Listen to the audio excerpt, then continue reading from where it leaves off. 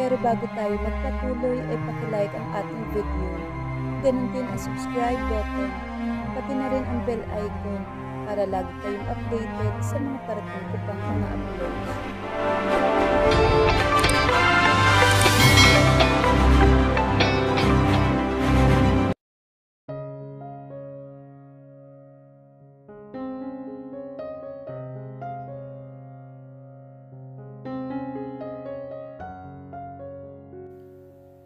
Hindi ko mapangalanan kung anong meron sa amin ni Alfred.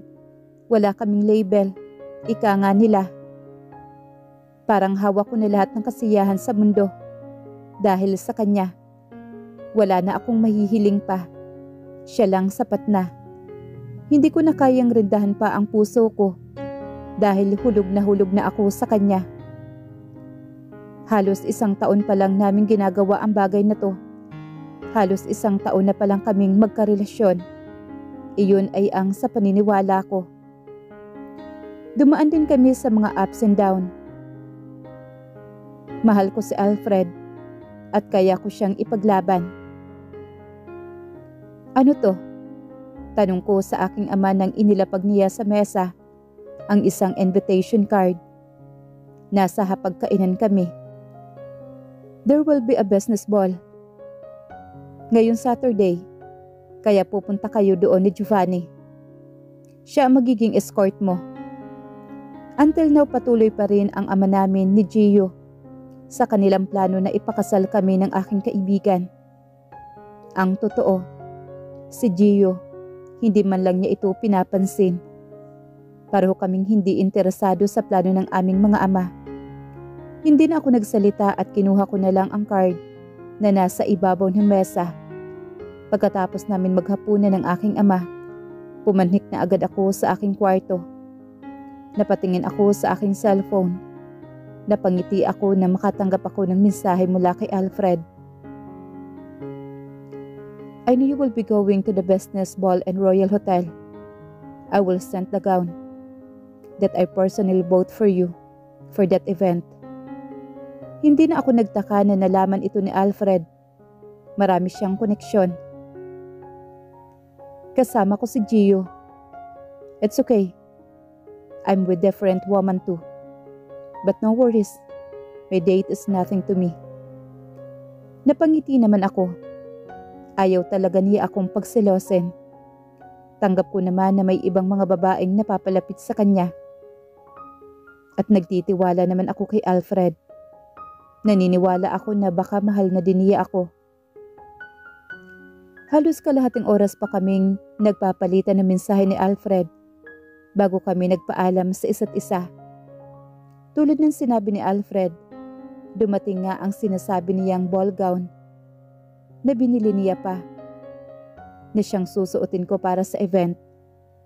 Sobrang excited ako habang binubuksan ko ang malaking kahon kung saan nakapaloob ang gown na binili ni Alfred para sa akin. Ang lapad na naging ngiti ko. Kinikilig ako dahil sobra naman yata ang sweet niya. Ang haba talaga ng hair ko. Kahit wala kaming level ni Alfred, pero lagi akong kinikilig sa kanya. Pero napalis ang aking ngiti nang tuluyang tumambad sa aking paningin ang gown na pinadala ni Alfred. Kulay itim ito na medyo silk naman. Just a plain gown. Turtleneck na long sleeve pa na parang party ng mga madre ang pupuntahan ko. Para din itong vintage na pamana pa yata kay Alfred mula sa kanyang great-grandmother.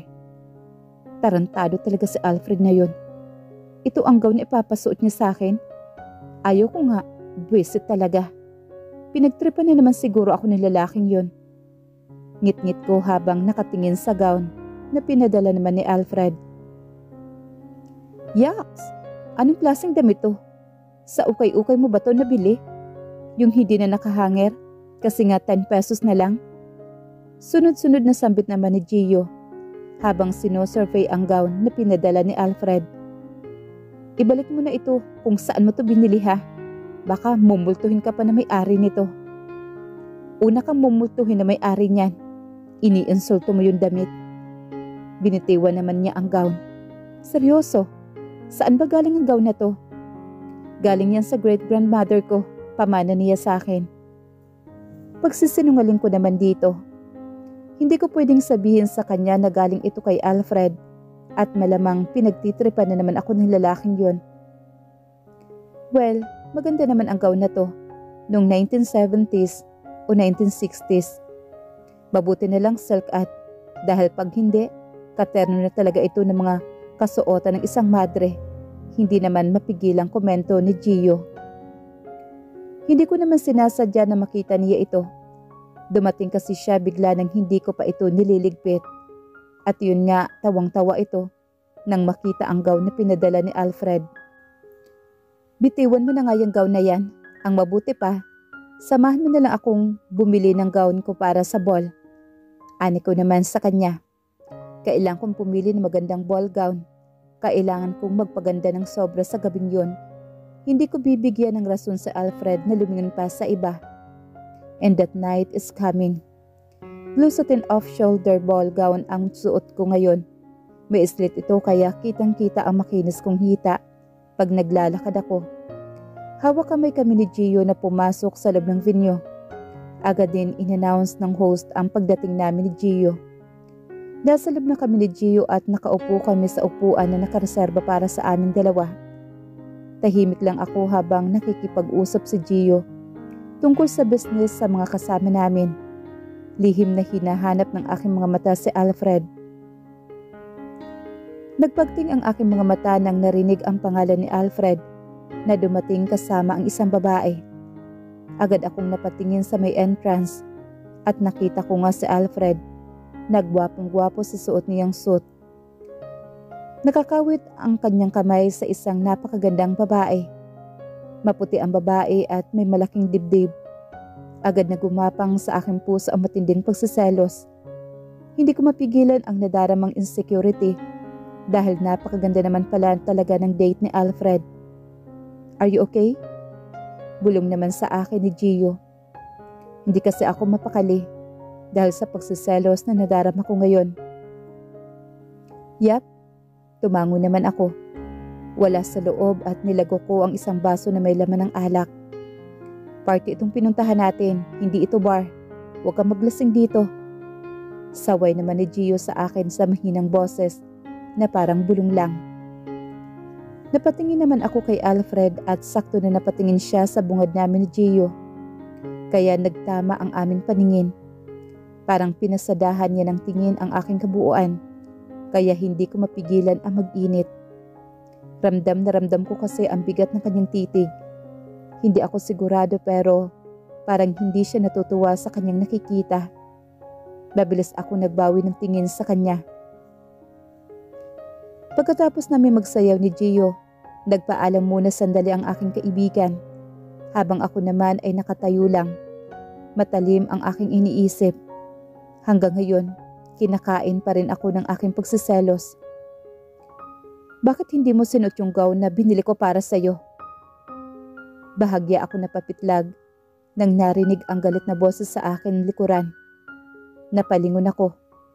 Si Alfred ang sumalubong sa aking paningin. Matalim ang kanyang titig. Ba't hindi mo itanong sa sarili mo, Alfred? Iniisip mo ba talaga na susuotin ko yun? Yung date mo nga, halos naghubad na. Tapos yung ipapasuot mo sa akin, pagdaramdam kong sambit. Dala ito na matinding selos na aking nadarama. Dahil magkaiba kayo. Mariing wika naman ni Alfred. Anong pagkakaiba namin? Dahil ba maganda at maputi ang... Naputol ang iba ko pang sasabihin sana nang ilapit niya ang kanyang bibig sa aking tenga. Alam mo ba kung anong gusto kong gawin? Simula nang dumating ako dito kanina. Gusto kong patayin ang lahat ng lalaking nakatingin sa'yo. Napalunok ako sa kanyang sinabi. Dahil ang tigas talaga ng ulo mo. Wika nito. Inilayo ni Alfred ang kanyang bibig sa aking tenga. Awang labi akong nakatingin sa kanya. I'm sorry, Maureen. Natagalan ako. Wika ni Gio sa akin nang nakabalik na siya. Saka siya napatingin kay Alfred. Alfred, ang ganda ng kasama mo ah. Girlfriend mo na ba yun? Yun ba ang plano mong seryosuhin? Usisa ka agad nito. No. Diretsyong sagot naman ni Alfred. Wala sa plano ko ang magseryoso. Pagkatapos ng hindi ko nakuha si Danaya, hindi na. Kung ano man meron ako ngayon, it just tawag ng laman kapag nangangailangan ako. Sagot ni Alfred na parang matulis na bagay na itinusok sa puso ko. Nakaupo na kami ngayon muli ni Gio. Tahimik lang ako at hindi halos nagsasalita. Hindi ko natagpuan ang aking mga salita sapagkat nakasunod lang ang sa aking mga mata kina Alfred at sa kasama niyang babae. Habang pabalik-balik sa isip ko ang salitang binitawan niya. Sa tawag ng laman. Ang tungkol ba sa namagitan namin ni Alfred ang tinutukoy niya? Wala naman siguro siyang ibang pinagdadausan ng init.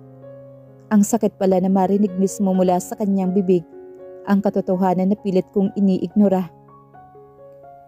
Just a fling. Pero sa puso niya, hindi lang yung basta fling. Kanina ka patahimik, Maureen. Naninibago ako sa'yo. Puna ni Gio sa akin. Kanina pa kasi siya kasasalita. Tanging tango at iling lang ang isinasagot ko sa kanya. Pagod lang ako. Sagot ko naman sa kanya. Alam mo naman na hindi ako interesado sa mga ganitong event, lalo na tungkol sa negosyo. Noon, yun ang pagkakaalam ko. Ngayon ewan ko na lang. Nung isang araw, sobrang excited ka habang pumipili ka ng gown na susuotin mo dito sa event na to. Pero ngayon na nandito na tayo, tila lumilipad na naman yung isip mo. At saka, di ba may negosyo kayong dalawa ni Alfred na ayaw mong sabihin sa akin kung ano? At malamang, iyon ang pinag-uusapan ninyong dalawa kanina. May problema ba sa negosyo ninyo? At nakasunod yung mga mata mo kina Alfred at sa kadate niya? Mahabang sambit ni Gio sa mahinang boses. Naramdaman ko ang paninigas ko sa aking narinig mula kay Gio. Masyado ba akong halata? Ang hirap naman kasing itago ang tunay kong nadarama ngayon. Nasasaktan ako At hindi lahat ng sakit ay kaya kong itago. Hindi sa lahat ng pagkakataon ay patawa-tawa lang ako na parang walang pakiramdam. Umaasa ako na wala talagang namagitan sa inyo ni Alfred na higit pa sa business partner at magkaibigan, Maureen. Narinig mo naman ang sinabi niya kanina. Wala sa plano niya ang magseryoso. Fling lang ang gusto niya. Tawag ng laman kapag gusto niyang magpainit. Gusto kong takpan ang tenga ko. Kailangan ba talagang ulit-ulitin? Hindi naman ako nangingialam sa buhay pag-ibig mo Kung siguro ako na hindi ka masasaktan, nasaktan ka kay Lance. Pero sa tingin ko, mas masasaktan ka kung may namagitan sa inyo ni Alfred. Alam mo kung sino ang gusto niya at kaibigan natin ang gusto niya. Naiintindihan mo ba ako, Maureen? Huwag ka na mag-alala sa akin, Gio. Wala nga kaming relasyon ni Alfred. Sagot ko sa kanya. Saka ko nilagok muli ang alak na nasa basong hawak ko. Hindi ako nagsisinungaling dito. Wala naman talaga kaming relasyon ni Alfred. We are just walang level. Tumahimik na si Gio. Ganun din ako. Nagpaalam ako sandali kay Gio na pupunta sa restroom. Hindi ko na kasi kaya ang nakikita ko ngayon habang nakikipagbulungan at nakikipagtawanan pa si Alfred sa babaeng kasama niya ngayon. Sweet na sweet ang dalawa na parang mahal na mahal nila ang isa't isa. Hindi rin na nag-abalang sumulyap sa akin si Alfred. Nasa babaeng kasama lang niya ang focus nito. Pagkatapos ng ginawa ko sa loob ng restroom, agad akong lumabas mula dito. Naglalakad na ako ngayon pabalik sa main venue nang may humila sa akin papunta sa tagong bahagi. What do you want? Malamig kong tanong kay Alfred nang binitawan niya ako. Hindi pa tayo tapos, Maureen. Galit pa rin ako dahil hindi mo sinunod ang gusto ko. Alam mo bang wala akong gustong gawin ngayon kundi ang suntukin ang mga lalaking tumititig sa'yo. Ano na naman ngayon kung may mga lalaking humahanga sa akin? Hindi mo naman ako pagmamay-ari. Wala tayo, hindi ba? Tila umurong ang kanyang dila sa aking sinabi. Kung anong meron tayo, it's just a fling.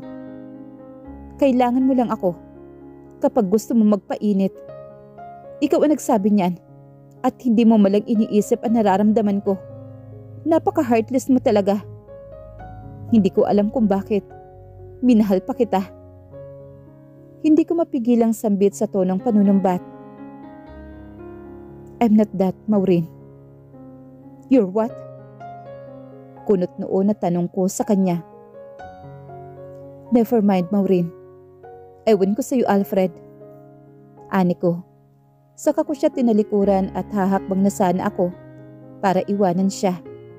Mahal ko siya pero naiinis ako sa kanya dahil sa lantaran niyang pakikipaglandian sa babaeng kadate niya. Pero kinorner niya ako. Ano ba, Alfred? Naiirat akong sambit sa kanya. Wala ako sa mood na makipag-away sa iyo ngayon. Just leave me alone.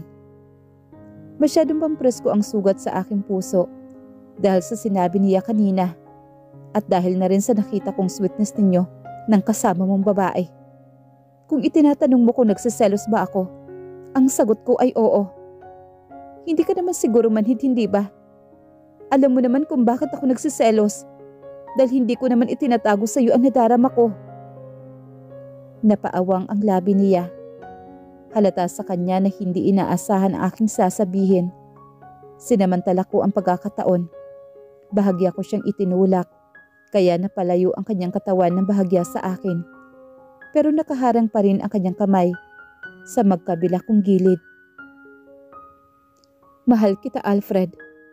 At hindi naman mababago yun dahil nadarama ko ngayong galit sa'yo. Kaya lang nakakapagod ka din. Nakakapagod kang mahalin. At kailangan ko ding magpahinga. So please, just leave me alone. Kahit ngayon lang. Hindi naman nagsalita si Alfred.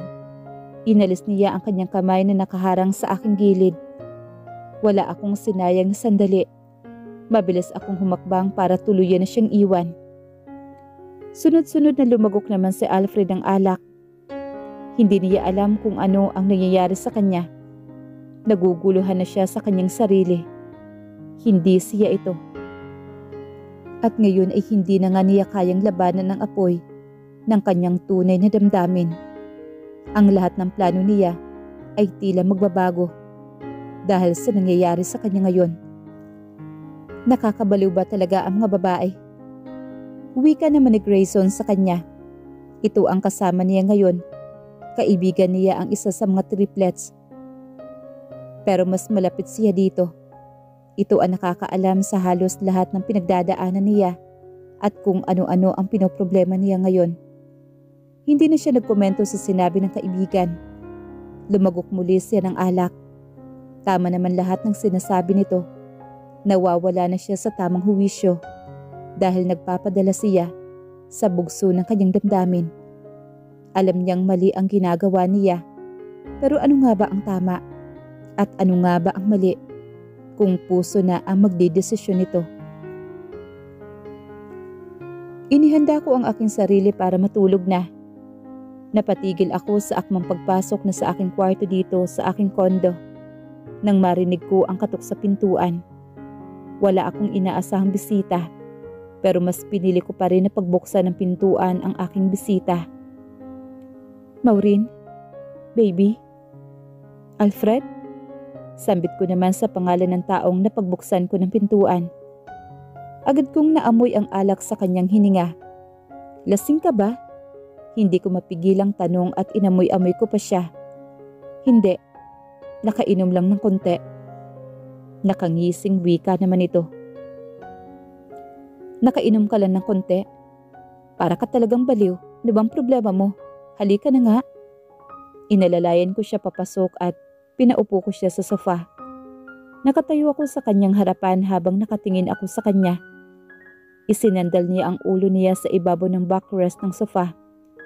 Hindi ko mapigilang mapatanong sa aking isipan kung paano kaya siya nakarating dito sa unit ko kung lasing na lasing siya. Tama ka. Baliw na nga ako, Maureen. At ikaw ang dahilan kung bakit ako nababaliw, Maureen. Ikaw ang dahilan kaya nang mamroblema ako ngayon. Kaya ako nawawala sa tamang pag-iisip ko. Hindi ko na alam ang gagawin ko. Kasalanan mong lahat ito, Maureen. Hindi ko napigilan at kusang napatulo ang luha ko sa kanyang sinabi. Isa pala akong pasanin sa kanyang buhay. Ako pala ang nagdadala sa kanya ng mga problema niya. Isa akong problema para kay Alfred.